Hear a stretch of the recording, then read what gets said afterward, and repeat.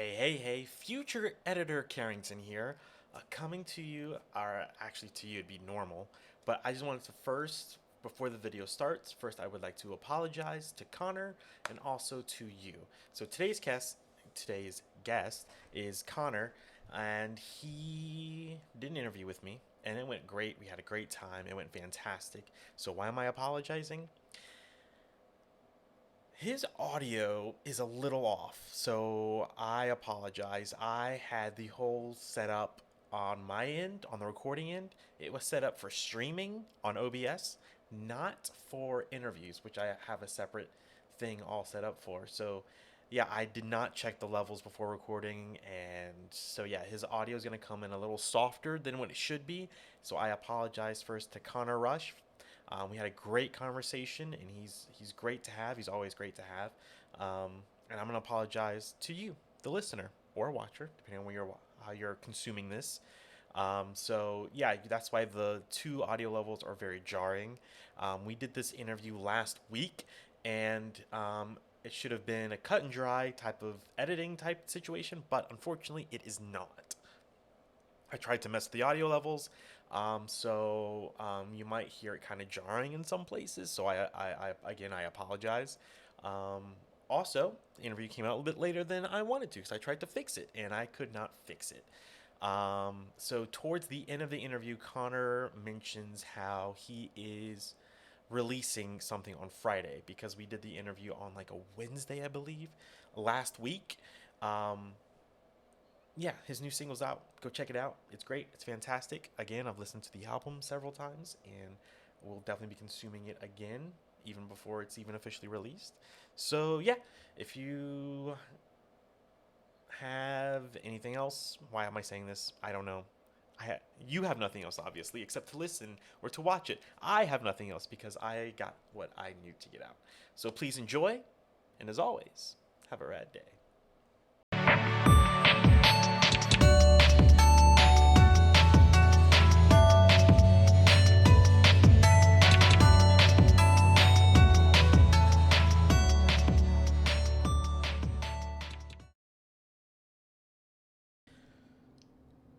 And welcome to the Real Dudes Podcast. I'm your host, Carrington, and today, as you see, I have a returning guest, Connor Rush from FYRE Games. Connor, how are you today? Oh, I am great. I forgot that we did an intro. I don't remember if I'm supposed to do anything as part of that. You are more than welcome to do something or not do something. It is totally up to you. You're the guest. Hello, everybody listening. I am not your host, Connor Rush. It was perfect. I think you're the first guest to do an interview. Or not an interview, I'm sorry, an intro like that. I'll start making it a whole deal. If I go on any other podcast from now on to do interviews for this type of stuff, I I'll memorize how they start off and I'll join in. There you go. I mean, I try and do that when I like I'm a guest on another show because I always feel awkward. Like, how do I like fit into your group of That's people? You know? I want the exact opposite. I think it'd be so awkward if I did it that it'd be hilarious. They'd be so thrown off. Well, I mean, like a guest doing what now? Are you a host? And then I start So, coming off weekly. so Connor, you hit me up. I want to say now it was a few months ago now. Maybe. It was a while ago. It was a while ago. So you're here because you obviously created a new thing. Yeah, I do that And a lot. yeah, and I love it. I love that you are just a creative person and you're able to just I do your appreciate thing. that. Oh, I no wish I problem. slept more, but You and me both. This is for me. This is my creative outlet. Just to talk to people like you and be able to just. yeah. I love it. I absolutely love it. When I was your age, I did stuff like what you're doing right now. I did it all the time. I just don't have time for it now. Otherwise, I would. College is getting me to that point. I have classes like daily, and they're hard. I have a lot of assignments I should probably be doing right now. No question. Something I was able to do in college that I'm hoping you did as well. Do you have a class on Friday? Because I never did. Yes, Thursdays I'm free. Oh, okay, Thursday's your free day. Okay, as I long as told you have a off on free day. class Thursdays. Okay. Like right in front of me, on my desk, is all of the problems I solved on white paper to my calc exam I took last night. Did you do well? I hope. I got like Okay, so you don't know yet. 11 pages of just straight up multivariable calculus in front of me. Oh gosh, Oh, I I hate remember it. those days. I remember those So bad. days. So, us being an indie video game podcast, people might assume you created an indie video game. However, you did something a little different this time. I mean, I technically created another video game. True, true. Technically. Because I remember you created that and you sent it off to me, and I'll hear like, "Hey," and I don't remember what you said. Just this is my new project, I I think. don't even remember. You didn't. So I played it and I finished it, and I was like, "Oh, that was kind of cool." And then you're like, "Well, there's a album that goes along with it." I'm like, "That makes so much more sense." Yeah, I feel like people are taking the game way too much as its like own thing. Yeah, And yeah. when I've told people about it because they're like, oh, it's a lot smaller than Summerland was. Like, well, it's because it's not the main thing. It's like a backup. It's fine. I didn't even look at the size. It was just one of those things. I went through it and I'm like, that was not what I expected. But when you said there was an Weird. accompanying, it's different, Yeah. and that is what I will say. That's what I liked about it. But when I first played it, I was confused. I was very confused. I didn't know there was an album until you told me later. Yeah. I I feel like I need to give more context before I start talking more in depth about the weirdness of the game slash album. Yeah, I made an album. That's the main part Yeah, of that's it. the main thing. Yeah. If you haven't guessed by now, Connor has an album that's coming out very soon, Yeah, very soon. I'm and very excited. very gracious that you were able to give me an early listen before it actually came out. So thank you for that. Oh, you're welcome. I And send those out probably too much. well, with something like this, I think that I don't know how many you sent out really, but I'm glad to have been Uh, to be able to you listen to you it are early. you were at the top of the list. I wanted to Thank make you. sure you got to give it a listen. You guys have helped me so much through just promoting my material and like helping me get out and talk about these kind of things. Mm-hmm. Oh, you So I were. made sure I got you a link to the album. Thank you. Yeah, I appreciate it. We even though it's just me right now, but all of us really do enjoy your stuff. Yeah, thank When you. Summerland came out, everyone played it. Everyone loved it. I can say that with confidence. And I think I may have sent your music to Kyle. I don't know if he's listened to it yet or not, but I'm pretty sure I sent it to him. Like, hey, Connor made this. What do you think? So I can say that we all love what you do and pay attention to what you do. I Absolutely really love it. appreciate that. Like genuinely. Oh, no problem. Anytime, bro. If we love it. We absolutely love it. Now, with your album, I have to Yes. bring it up now. Sorry, I don't have any of my notes written down. What is the name of the album? Because I forgot. I'm sorry. The album is called "The Colossus Is Coming," Yes. and I do Yes. it under my. Oh, oh, all right, I'm back. I did it under my like artist's name or Hold on. Something happened.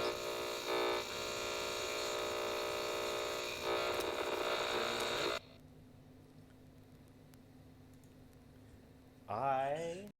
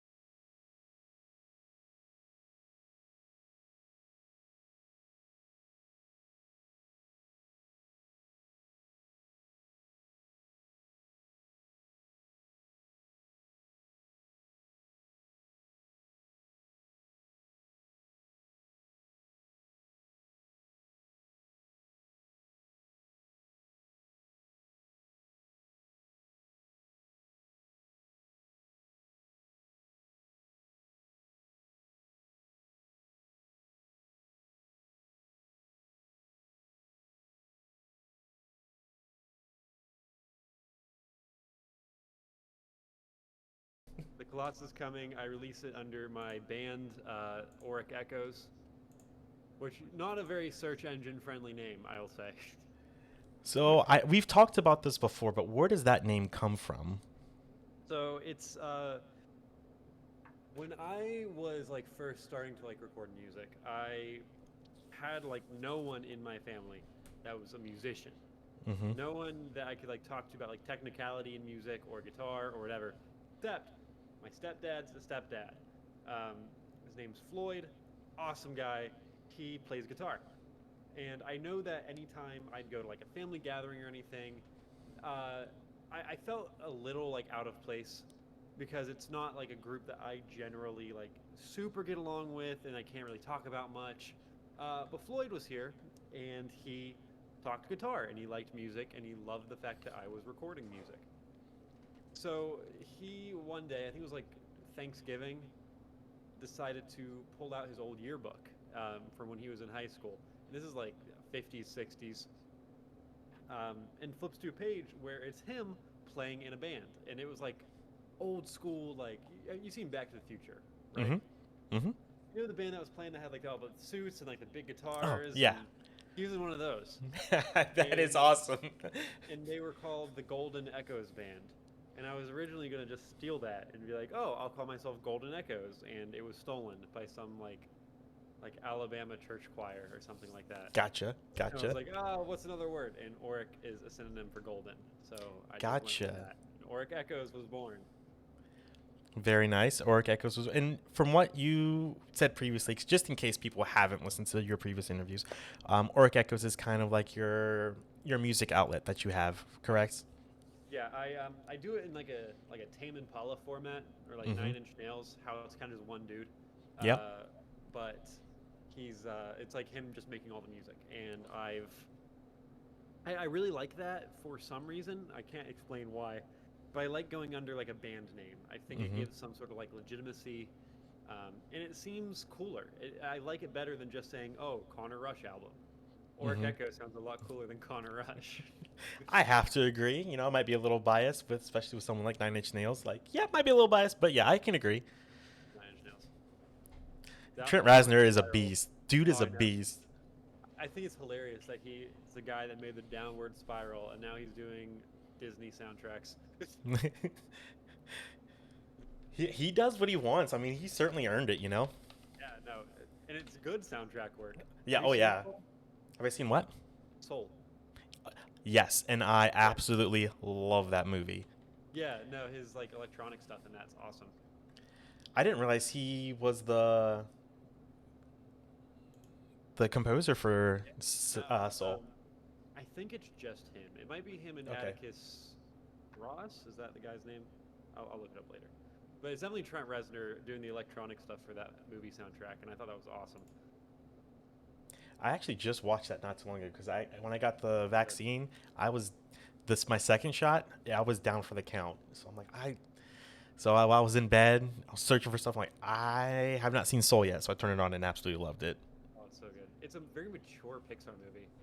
Yeah, which is shocking. Incredibly mature Yeah, but movie.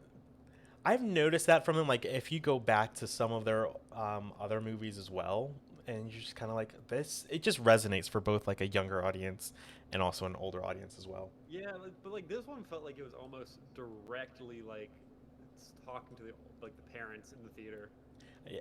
Fair enough, Because especially some of the kids, jokes um, that. kids are not gonna get like the whole like relating to this like 40-some-year-old guy and like his like day-to-day life, and it goes into like ideas of like appreciating the small moments in life before like your years are passing by, and I'm like, this is some stuff that no kid is going to relate to. Okay, yeah, on that front, yeah, I could get that. I just feel like if you just gave it to a kid, just some of the characters are just cute, so to speak, or have that Pixar, what I call the Pixar look, because a lot of their characters are very round. You know what I mean? Uh-huh. And they might, just enjoy it. I'm not a kid anymore, so I can't speak for them. But yeah, I know what you mean, though. Um, anyway, with Auric Echoes, Yeah, is this your first like full length album, or is it? Do you have it's others my out there? second. This Okay. is my second technically third, depending on what you want to consider albums. I Sure. have my debut was in 2019. It was called "This Is Not the Place." Recorded that. Not very. It didn't take me a ton of time. I recorded that pretty quickly. I had a lot of EP material because I had to release an EP like 2 years before. Mm-hmm. So 2017 is like where I started, and then I did the Summerland soundtrack under the Auric Echoes title. And if you want to consider that an album, I don't consider it one of my like mainline LPs just because it's soundtrack The work. It's not going soundtrack. to stand on its own. Mm-hmm. And then the Colossus is Coming will be my second album, full length album. Nice. And so whenever I consume an album, especially like for the first time, Yeah. I just kind of listen to it. I don't even like pay attention to lyrics or anything. I just kind of. Same way. Or do you? Are you? Yeah. I just Yeah, kind of. I just want to get the vibe for it. You know. no, I'm definitely an instrumental person before lyrics. Mm-hmm. Yeah. And listening to it, I loved how you really. So the beginning of the album has like these like big sounds and have a little bit more energy to them, and then you kind of just pull it back as the album goes on, Yeah. and I I love feeling that vibe because that's what I like out of albums. Like that pacing, that's what I prefer, and that's just Yeah. me though. Yeah, and that's I just with wanted to any open. band. I wanted to open with something big because my last album had a very gradual intro. It was like here's some ambient sounds, and then we're gonna do a little skit that's like kind of calm. And we're gonna go into some like light guitar and some nature sounds, and that was like how the last album opened.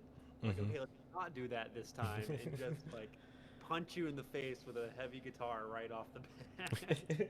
I loved it. uh, I love that decision.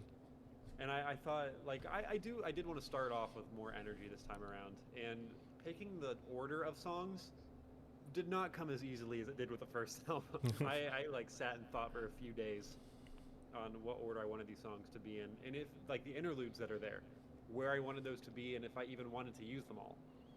I ended up using all of them, so all four that I recorded are in the album, uh, and how I wanted those set up, and how that fit the story in my head, Hmm. and yeah, I think I arranged it in a way where I'm very happy with it, and I think the tracks transition well enough with each other. It starts more high energy, high octane, a lot more guitar and drum work. And as it goes on, it's more electronics, more drum machines, synthesizers, and a lot more calm. Hmm. That was very much intentional. I kind of figured because you're not a person to do things by accident. Everything has a reason. Everything has a place, Oh, I'm and an overthinker so by any without, metric. I was gonna say like really quick because you mentioned there's a story to it. Without Yeah. getting into spoilers, how would you describe the story to someone who might be listening to this right now? Um, a person running from something that gives them immense fear for a reason they cannot explain. Hmm. So That's this thing scares them, but they don't know why. But they can't help but run, and that's the story of the album, in very literal terms. yeah, yeah. I think the tapes really hit home of what's going on at each point in the album. There's a lot of stuff I do like leaving up to interpretation. I don't like giving away all the answers. In Summerland, obviously, Hmm. like I do that a lot. Um, I think when you start giving away all the answers, it stops leaving room for people to make their own conclusions. Hmm. And I definitely wanted people to make their own conclusions about this album Sure, like and what things represent, what they mean. And there's no right answer. sure. I'll Should say I that right off the like bat. for me like listening because I'm a very anxious person anyway. That's Yeah. how I felt like the album was really kind of exploring like people who have certain fears or like you were saying uncertain fears, and I feel like that plays into like anxiety. Like I'm not going to say I'm scared all the time. I've gotten a lot better as I've gotten older, but as a teenager and stuff, like I was anxious about every little thing because it seemed like the world was out to get me in a way, Oh yeah. and so that's I feel like that album kind of resonated with my things that I've experienced over time. Like, I'm 20. I'm like in right in the pocket of where anxiety all hits. yeah, yeah, yeah. I don't feel like an adult yet. You probably don't feel like an adult yet. No one feels I like an know, adult. not at all. but I'm in college now, and classes are hard now. I've never struggled with a class. I'm Mm-hmm. struggling with classes now. um, and it's weird. And I'm living on my own, and I have to fend for myself. And it's like learning to be an adult without being an adult. Mm-hmm. It's And funny it's because you said you're all 20. Like when I was 20, I thought I was an adult at 20, but looking back, I'm like, I was a kid. no. I feel like a kid. I don't feel grown up in the slightest. Don't worry, that feeling, at least in my experience, that feeling does not subside. Oh, And I've got bills to pay. I've got a job. I still don't feel like an adult. no. But yeah, so can you talk to, because you said the order of the album was something that you were like was very important to you. So you written Yeah. the songs first before even like deciding like how the The album was gonna go. instrumentals I did. Okay. So I write all of my instrumentals before I even touch lyrics. Okay. And it's always been the way. I'll jot down some like phrases maybe that I think sound cool that I could revisit later. But for the most part, I'm just going in blind with instrumentals. And when I feel like I have enough to like justify the length of an album, I'll be like, okay, how could we arrange these to where it feels like it tells a story? Mm-hmm. And I sat on that for probably like 2 weeks, 3 weeks, trying to pick out what the best order of songs was. I have like notes in my phone where I'm going over different track lists and different potential orders of things. Um, and then once I settled on the order of songs as they are, I then start writing lyrics so that they can fit into a loose narrative. Mm-hmm. I struggle to call this a concept album because there is a through line and there is an order you should listen to it in, and there is a narrative there, but it's very um, introspective with that narrative. It'll talk about like, oh, this isn't what's happening. This is how the person feels at this moment. And every song can kind of be pulled out and listened to individually, and it still like talks about that feeling. And you Mm-hmm. don't need the full context with it, but if you do have the full context, you can see like, oh, this is leading to that. Mm-hmm. Um, that's my general thought on lyrics, anyways. I think not very many people I can say probably think that way. I think I just read an interview yesterday, maybe it was today.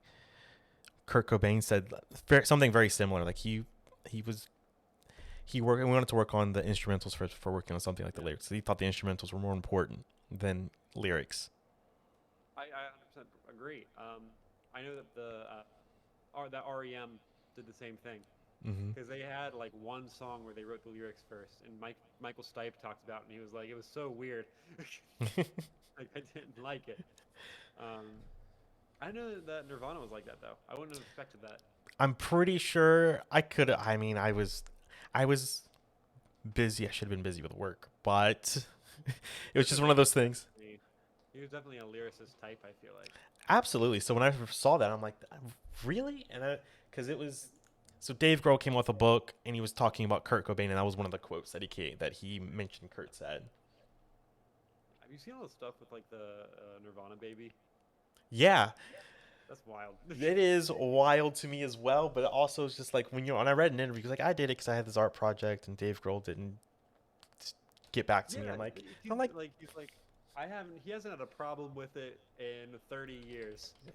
yeah, And he's embraced it. He's recreated the photo on his own accord multiple times. and I think he has it tattooed on him somewhere as well. Yeah, And and I'm then like, Dave Grohl would bro. just go to his art exhibit and he's like, "All right, I'm going to sue the Nirvana estate."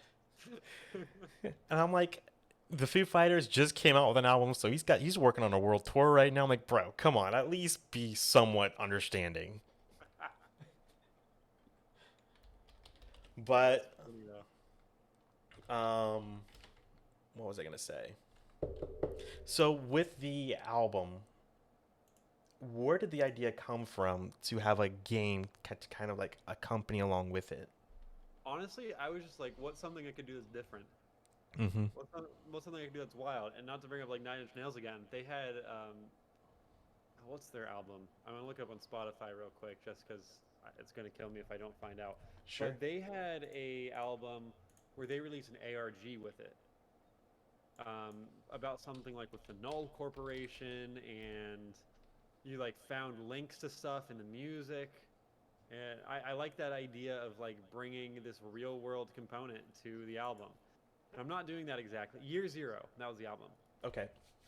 Year Zero, and there's a whole ARG attached, and he like randomly sent packages to members of his fan club with like weird encryptions in them, and I was like, that's cool. That's a cool interactive element, and I want to do something along those lines. And I was like, oh, that's right, I can make games. So I made a game. I made it very quickly. It was not a very long, drawn out process like Summerland was. I didn't Mm-hmm. spend like 2 years making the Colossus is Coming interactive experience, which is the official title, and it's on Steam right now to like pre-save or wishlist. It's called on Steam. Um, but there's I made it very quickly. I knew what I wanted to do, what I wanted it to be, and that gave me a lot of time to focus on like visuals and stuff. And I think it's a nice visual component to the album. And I can say that there were a couple parts that scared the crap out of me. To be Really, fair, yeah, oh yeah, but to be fair, I scare easily anyway. But there were a couple parts I was like, I jumped a little. Is this supposed to be scary? I did want to lean a bit into horror. I every time I make a game, I'm like, this will have horror elements too, and I Mm-hmm. never do. Summerland was supposed to be kind of scary. Like when I first started like coming up with the idea, I'm like, all right, it's gonna be like this, but we're gonna have horror elements. So it's gonna be kind of scary, and I Mm-hmm. never did that. Dreamscape was the same way. Dreamscape was supposed to have horror elements, and I guess they're more present there than they are in Summerland, Okay. like very minimal degrees. I can Um, see that. I can see that. but never jumped in. And I was like, let's actually do something creepy. And that was like my main going in with the Colossus is Coming interactive experience. And I think it fits the album. The album's a bit creepy, Yeah. I think, at points. Yeah, I can agree with that. And I think having the tapes actually in the game as well as in the album, in a way, it ties them both together.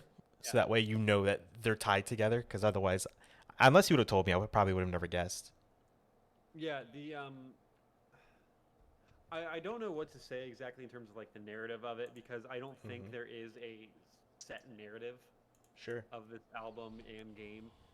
I do think they're connected, and whoever you're playing as in the game and whoever's talking on the tapes, whoever that is, like that's up to you.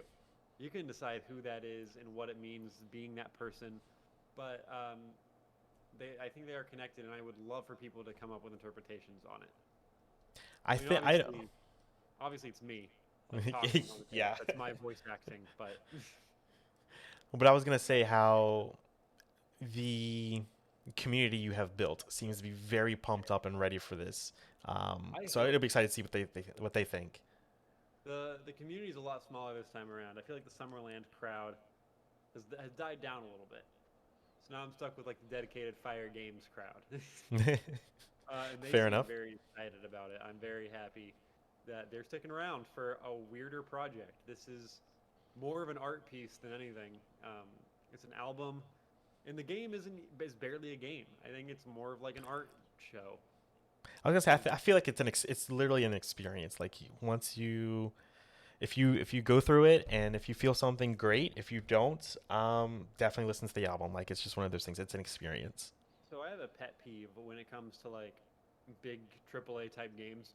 Hmm. Like Ubisoft comes out with Assassin's Creed, whatever the next Assassin's Creed is, and they call it an experience. It's an experience, or like the new Call of Duty comes out, and like it's an experience. Like I hate that. It seems so pretentious, and it doesn't need to be. I know I what you mean, but when I say experience, like I feel like you have to sit down and like experience it yourself because I can't find the yeah, words to express it. I think I've justified because the title of this is The Colossus is Coming, the interactive experience. Yeah. And I think I've justified that because I don't think you could call it a game. Yeah, because you don't really. There's not really There's an no objective. there's not really objective. It's more like you're taking in the story. You're Hmm. being a part of this weird, surreal environment I've created, and you're really just like going through the motions of what Hmm. happens. And I think I've justified calling this one an experience. I think so. It's like an art piece more than Yeah, anything. and I feel like too. If I could put into words or not, if I could, sorry, words. The things I'm thinking about, like while I'm listening to the album, that's how I imagine the world is that you built with Yeah. the game. Yeah. So, just your opinion, does the music and lyrics of the album fit the game well? Yes, well, I think so. Yeah, Yeah. because I like I said, I listened to the music first. I've listened to the album now probably 4 or 5 times. Um, Wow. that's how I just consume music nowadays. Like I just I have to appreciate go the in. like what 4.5 hours out of your time. It didn't even feel like it to me because I'm starting to work out, which is why we didn't do this interview earlier. Because I was working out and fell asleep. Good for you. But while I I work out, I mean, listen to music. So that's it was just turn it I on and can't, just go at I it. can't imagine that any song from the Colossus is coming makes a good workout track. Technically, no, but it's just how I consume music right now. Like the only upbeat song is like the intro, and it's in 7/8 time, so you can't even like time your steps to it. Yeah, I mean, it's just one of those things. It's just how I consume music right now. Because used Okay. pre Rona, I would just listen to music to and from work, and then after you know all this, Yeah. um, my like new music consumption went way down because it's just like I don't listen to music while I'm in my apartment really a whole lot. No. But not at the moment. It just depends. If it's music I already know, like right now, the Beatles are about to come out with that documentary, so I've been consuming Beatles music a lot, Oh just in yeah, I've seen general. the trailer for that. The I'm David Bowie one. excited. Yeah, I'm I got a excited. lighter. I'm putting this candle on because it matches the vibe. Okay. Where I put it? That's annoying. I'm probably not legally allowed to have any of this. Like At your legally, apartment? yeah. So I told you I'm in a new apartment. The reason I'm in a new Yeah. apartment is because there was a fire at the old one, Oh, not caused by me. okay. Good. Water damage. The fire Gotcha. did not spread, but the sprinklers did. It wasn't even our room. Our room didn't have the fire. It was like one of the top floors. So are you in a dorm room then? Apartment. It's like Apartment. a Okay. university owned apartment. Gotcha. Yeah, I got like a whole record player over here and my records over there. I can't imagine like not listening to music in your own place. It's just one of those things. I don't know. I guess just at the moment, because I feel like if I'm working, I usually have like YouTube going, and I'll have like a video playing in the background just to keep my mind occupied, kind of thing. I do that all the time too. Are you the type to do like the 3 hour like game analysis videos? Yeah. Absolutely, all the time. Who's the dude? It's like Jacob something. He does some really good ones. Either that or I'll Like do like I've been ultimate doing critique videos. I've been doing a like movie critique, like long like analysis, like movie analysis and theories and things like Yeah. that recently as well, that are long form. Anything that's longer than 20 minutes, boom, it's on. Joseph Anderson does some good ones. He has a 3.5 hour one called Uncharted and The Last of Us. Great and terrible games. And I've watched that one actually. I watched the whole thing. This video is about And I watched one about Fallout. I can see what I've watched, which is I can see what I've watched. I'm like, oh yeah, I watched that one. I watched this one. I I love the watched. long form stuff. I did watch the Uncharted and The Last of Us one. I did watch that one, or actually Those rather listen. the Uncharted and Last of Us games are like my favorites of all time. So when I saw that, I was like, let's revisit. Also, And Luke Stevens does some good ones. there was one I watched recently. I don't think it was Luke Stevens though. Let me check. Luke Stevens does that Ultimate Critique series where he It, like makes some long form reviews on games. it was not this guy. Let me see. Because this guy was talking about how Last of Us was actually terrible game design. I'm like, really? That's I interesting. disagree wholeheartedly with that statement. And I don't remember what his. Yeah, it's an hour long by Nakey Jakey. Yeah, it's an hour. I Oh remember. no, I have seen that. I love Okay. Nicky Jake. Okay. He's hilarious. I disagree with him entirely, but I think he's hilarious. Yeah, I didn't agree with it either, but I just had to watch it just to see what he said. I'm like, that's a hot take. That's a hot take. Oh, I should have done this on like a exercise ball. Yes, because that's just like he did. Yeah. Was his So was his point that it was terrible game design, or was it just that it was dated? dated. It was outdated. Yeah, I mean, I don't know, because I still love it. I get that it's simple, but I'm simple, and I don't like big RPGs, and I just want to play Last of Us. Fair enough. Fair enough. So I guess I'm right now. I'm in the mood of I just want a good story right now. Like I don't even care if it's complicated or not. Like I just started playing Final Fantasy VII, the remake. I've never played the Oh, that game's original. wild. I so because I've never played the original. So I'm like, what's it like? Just as someone who's never even played the original, and I can already tell how different it is. Like I know the main like plot points and the main beats of the original, even though I've never played it. I know it at this point. What? So you have not beat it then? No. No. Okay, I won't spoil anything. I do want to Okay. say though, it's it's hilarious how like continuity Mm-hmm. becomes a plot point. Okay. Like continuity between the remake and the old game is like a part of the plot of the remake. Gotcha. It's so weird.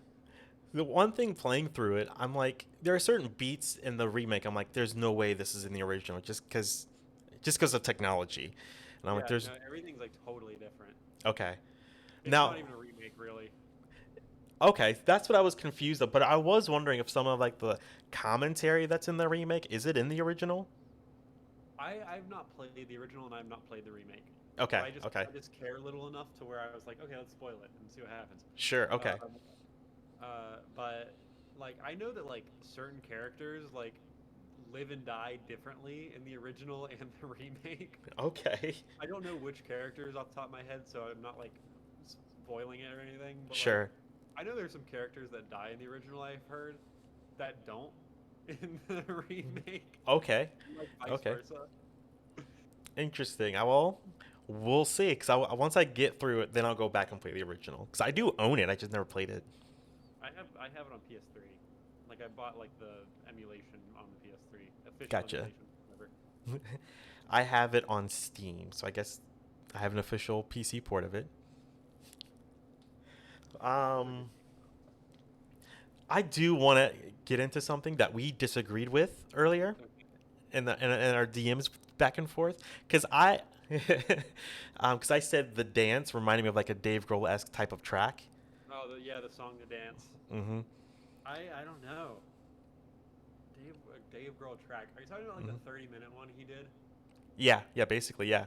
Yeah. Because there's the I can see that. okay, because there's a in the whole entire piece, there's like a 5 minute bit in there somewhere where it kind of builds, and then in the dance you have this build towards the because that's like a 6 minute long track or something like Yeah, that, it's like right? a it's like a 3 minute mark. It goes wild. Yeah, it was around there. There was a certain build that it's not the same, but it just gave me those vibes, if that makes sense. Yeah, no, I get that. What was I listening to? Black Midi. I don't know if you know the band Black Midi very well, but I'm obsessed with this band.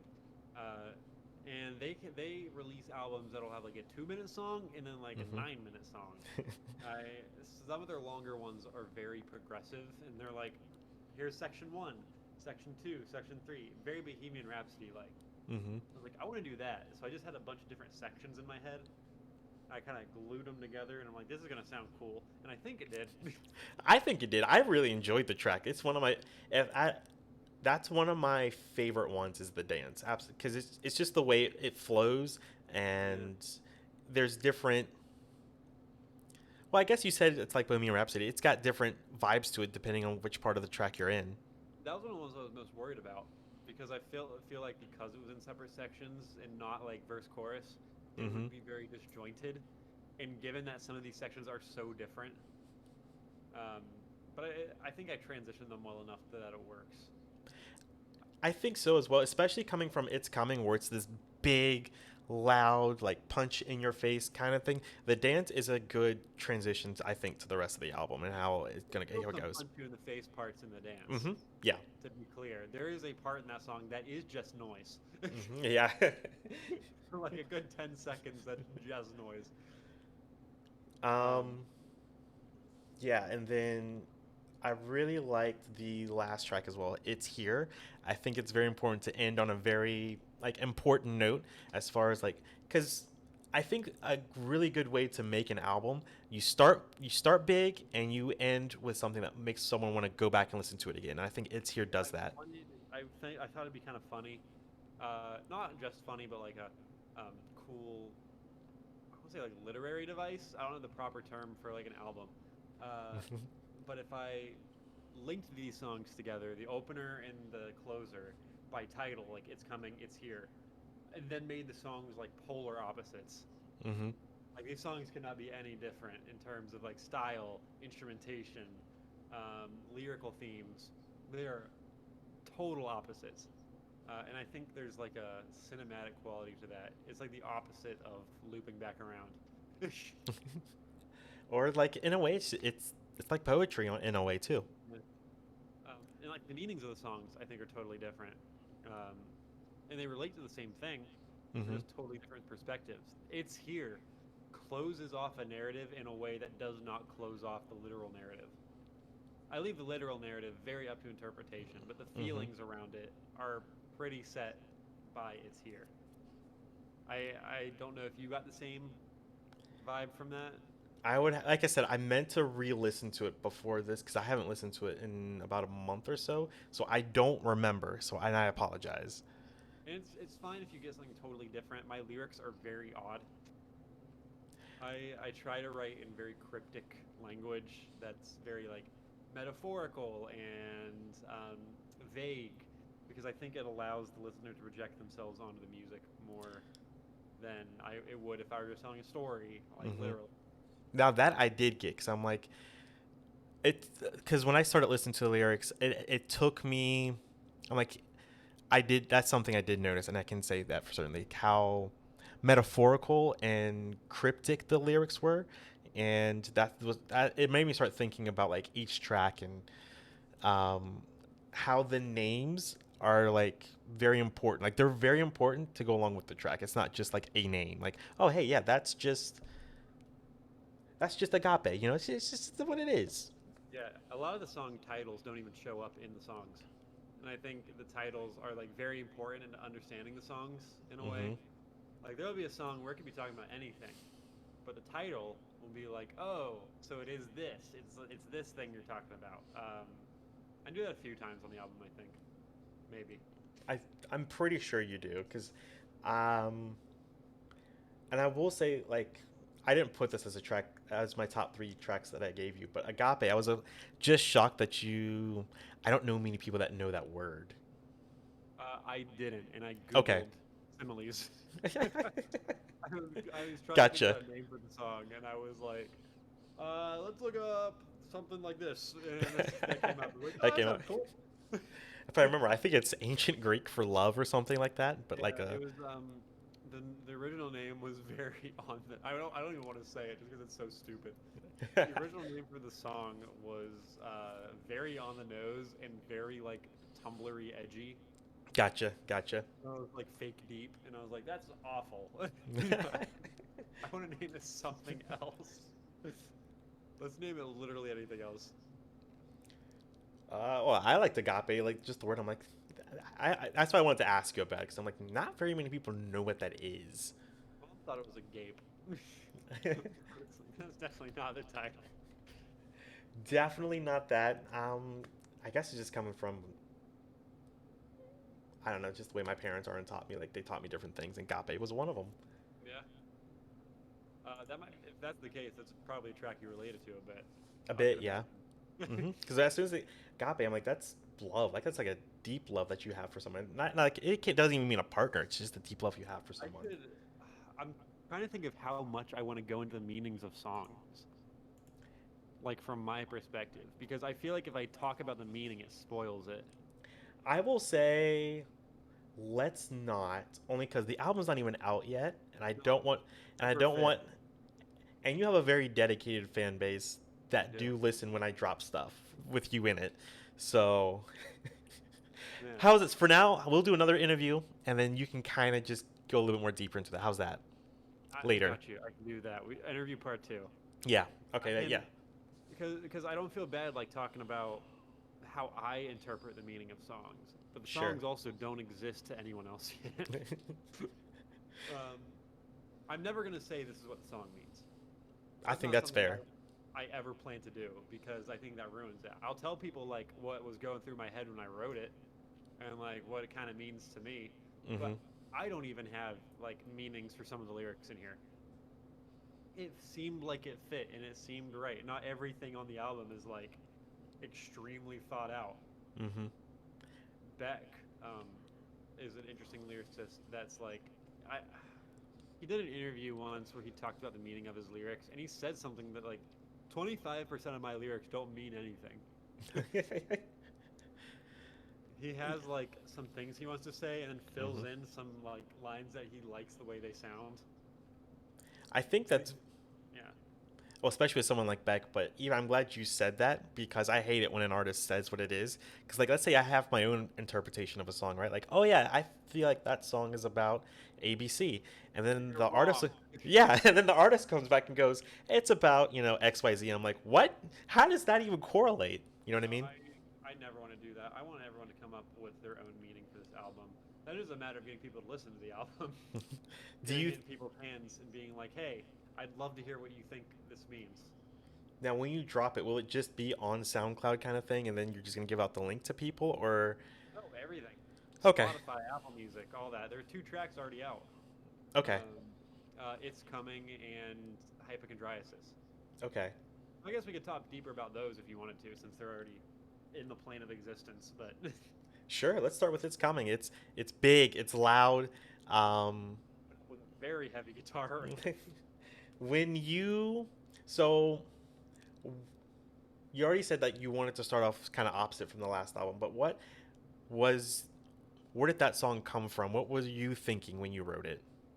So here, I'll 1 second. I'll give me like 2 seconds. Okay.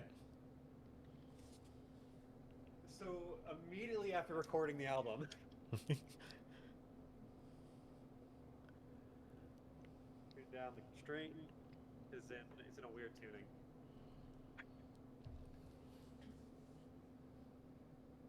So I like drop D a lot, Mm-hmm. and which is for anyone that doesn't know guitar very well, the opening string is E, and when you tune that down to a D, you can do some really cool stuff with it. That's about right. So I was messing around with like odd tunings, and I had this song. I'm like, I'm gonna put this in a weird tuning. So I looked up some cool tunings and found one called Dadgad. Like that sounds cool, and I found some songs that use it, and I'm like, those sound cool. Um, sorry, I'm trying to fill It, time while I tune my guitar. you're good. Is But Dad Gad the tuning of each string?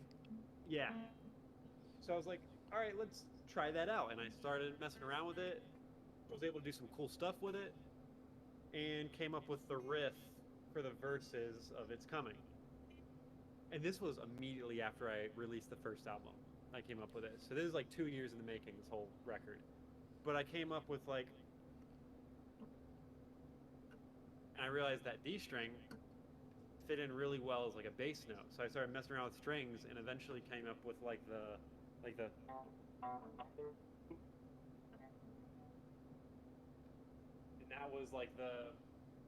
that was the first thing I wrote for the album, kind of. So it's not only is it the first track, it was the first track that you actually wrote for the album.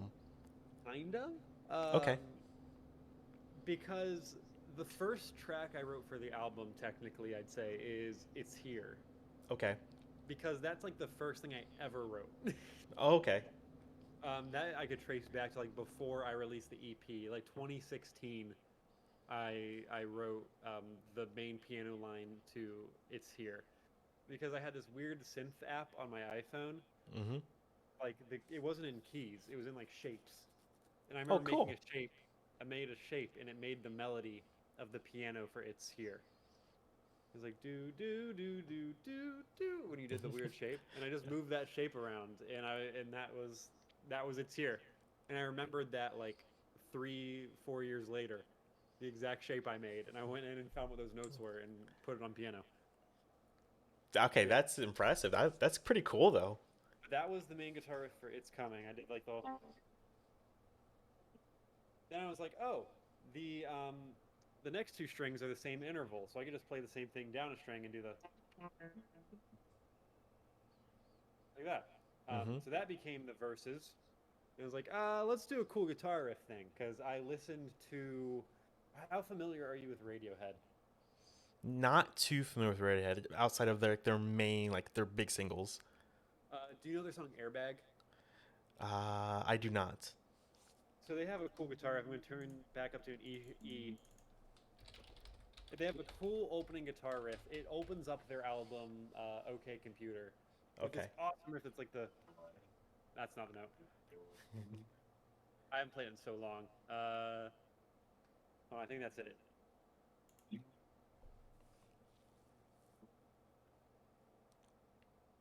It's real heavy guitar, and that opens up the whole record. And I was like, that's awesome.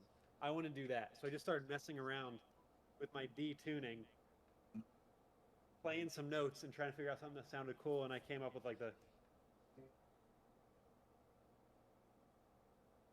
Okay, for some reason, your mic's not picking that up for whatever reason. Oh, it's So I not. don't know what you're Sorry. playing. Yeah, it's just the. Originally, it was in 4. I didn't write the song to be in 7 originally, Hmm. but I just thought it sounded better. I wasn't like elongating anything because originally it was like that's longer. Hmm. I cut off the last note because I was like, it's taking up too much time. It's wasteful. Uh, so I knew it was gonna be in 7. I knew the tuning. So I was like, I need a cool riff to open it up. I think that'd be awesome. And I just started messing with notes and then got the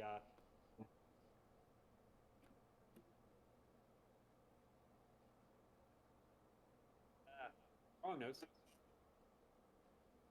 I can't play my own songs. General gist of writing, it's coming. And then I wrote Agape in the same sitting. Oh, so was it just those two in the same sitting, or was there more? It was just those two in that one sitting, Okay. and just like the main guitar parts for each. I'm like, oh, I'm onto something here, and I recorded really bad demos for each.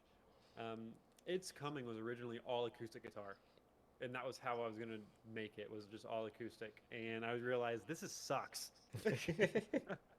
I I should do more with this because my initial thought going into the album was I need to make it simpler than the last one. Because the last one I was like, it was too complicated and I didn't know how to handle the complicated stuff, so I'm just going to be simpler. And that thought changed to I want to still be complicated, but I'm going to figure out how to do it better. So, quick question then, because you're sitting down, you're writing music on your guitar. Yeah. Do you write simple like drum demos so for your drummer to follow, or does he come up with it on his own? Originally, I just recorded like drums on my phone, and that was the drum track.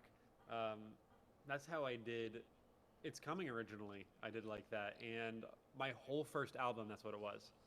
I was just recording sequenced drums, trying to make them sound real or just making them sequenced as a sound. Hmm. And when I got into It's Coming, I decided I wanted to be a bit messy.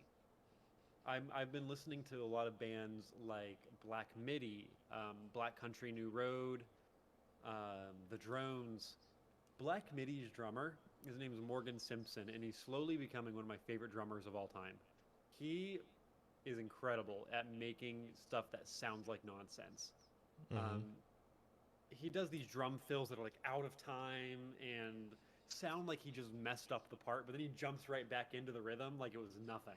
So it's all intentional. And I was like, I want to make this album a bit messy and embrace imperfections.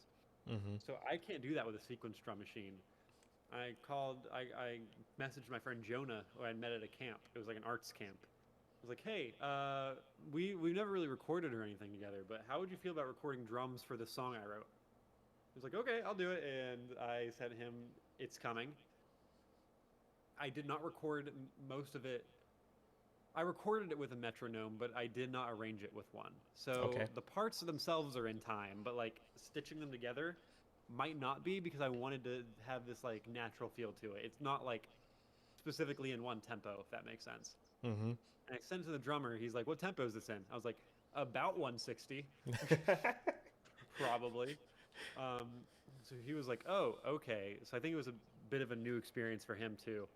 But I was like, be messy with it. Put in the imperfections. Drum out of time for your fills. And he was like, "Okay," and he did it. And I thought it sounded incredible. Um, Having that like natural kit in there, messing up on purpose.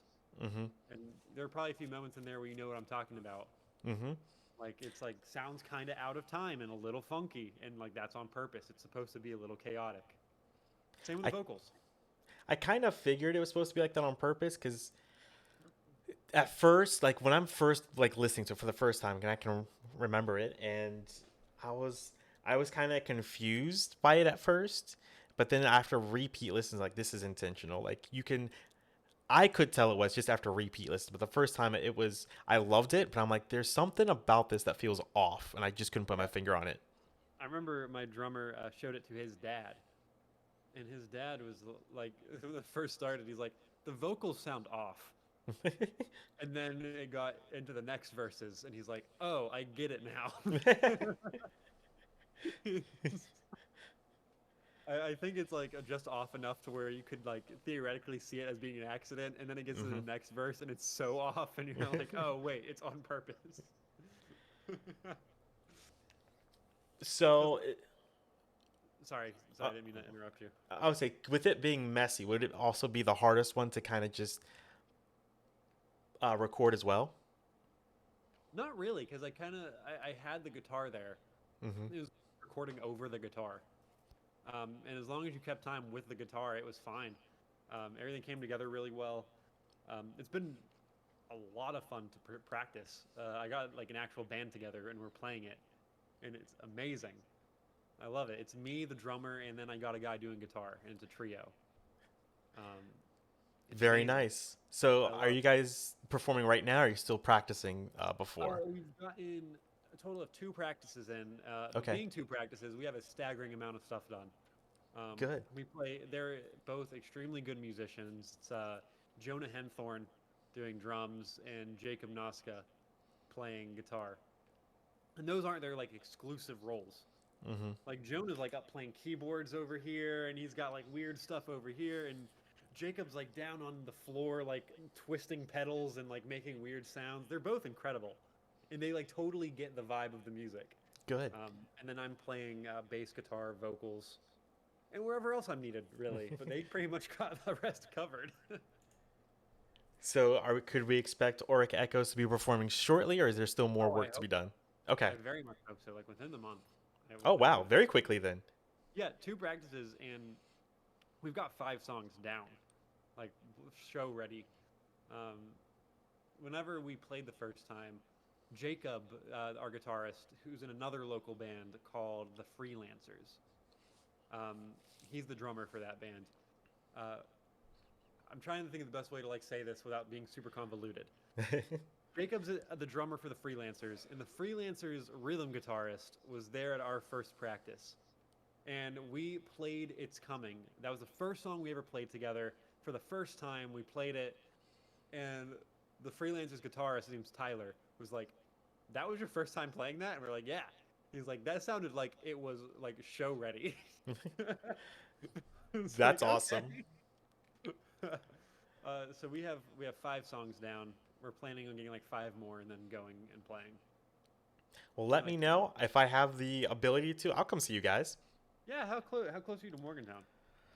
Let's find out. For let me Google this for a second, because I know as far as um, Barbersville, which is where Kyle is from, I'm like 3 hours away.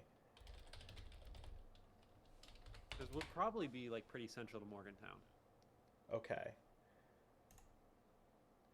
I don't think I'm like terribly far. If I were to guess without looking while I'm still doing it, while it's still like doing its thing, I'd say about 3-ish hours. I'll message the guy that was like planning a show with. All right, so I was wrong. It's 4 hours, but that's still. Oh, I geez. mean, I'm not gonna make you drive that. it depending Uh, on the day, because I have friends in what you call it, Marietta, Ohio. How far is that? It's about an hour, hour and a half. but I'm talking with a guy who knows the guy. It's very much like a guy, no guy who knows a guy type thing. He's trying Hmm. to get us in with one of my favorite venues in Morgantown for a first show. And I think that'd be incredible.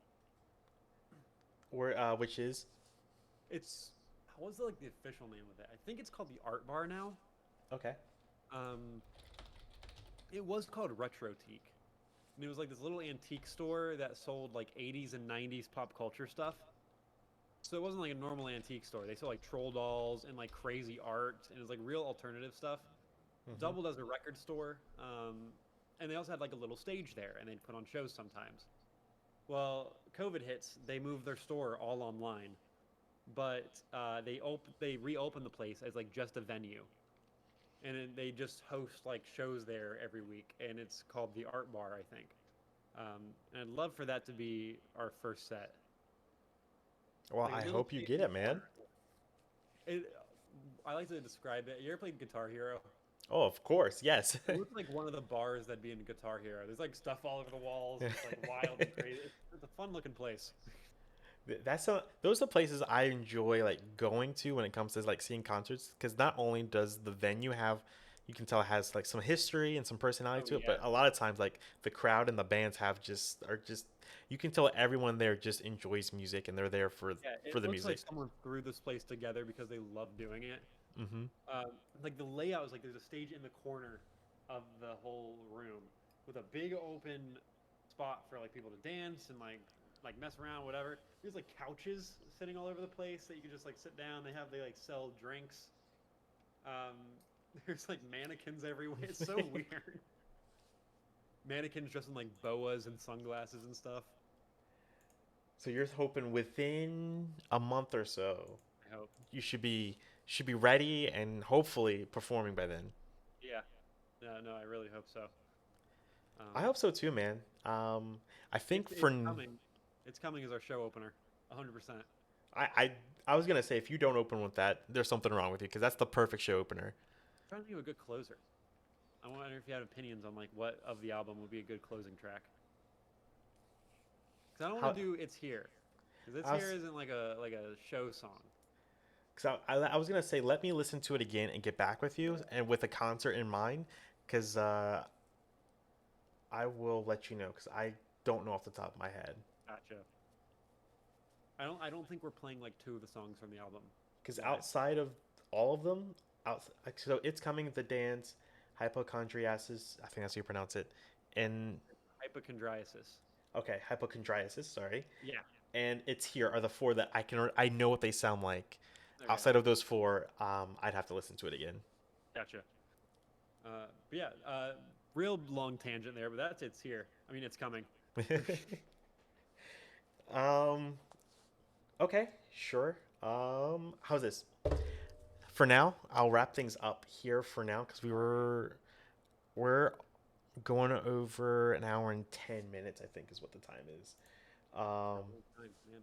So for now, I'll stop there, and then we will pick this up again shortly after the album comes out. How's that sound? Yeah, let's do it. Before I actually close things out, do you have anything else you'd like to like mention or say about the album that we possibly didn't cover for some reason? Just to recap, my band name is Auric Echoes. It's AURIC Echoes. The album is called The Colossus is Coming. It releases November 5th. And there will be a game attached, which is totally free to play. And also, new song and music video coming out this Friday. Where can we Titled, watch the music video? what was that? Where can we watch the music video? YouTube. YouTube, 100%. Of course, Auric of Echoes course. YouTube channel. Title of the song is Ingenuine Numbers. Which, if I remember, that's track number 6 or 7, somewhere in there. Around there. It's like a halfway point. Yeah, I look forward to that. Animated. I animated it. What don't you do, man? Seriously, what don't you do? 3D animated music video. Gosh, feel like I've wasted my time. No, I'm just kidding. I'm Like wasting wasting my my time time with. doing all No, these I'm things. talking about like with me and my times. I feel like I could do more. No, you're doing plenty with this podcast. Thank you, thank you. Until next time, Connor. Hopefully, I can get more people on with me so we can geek out about the album when it drops. I would appreciate it. That means a lot. How about real quick? You can drop your socials. Where can we find you, man? Yeah, I have a lot of Instagrams. My main Instagram is Connor underscore W underscore Rush, and that's Connor with an ER. My music is Auric Echoes again, and my game development is FYRE Games Official on Instagram. Twitter, I believe it's the same, if not roughly the same. And TikTok, I do under Treasure Man. One word. That's it. Well, Connor, it's been a pleasure as always. And everyone listening, go check out Connor if you haven't already. I can't speak highly enough of I your, appreciate it. especially your most Thank you for recent having me. projects. Thank you Oh, very much for having me. you are very welcome, good sir. And as always, have a rad day.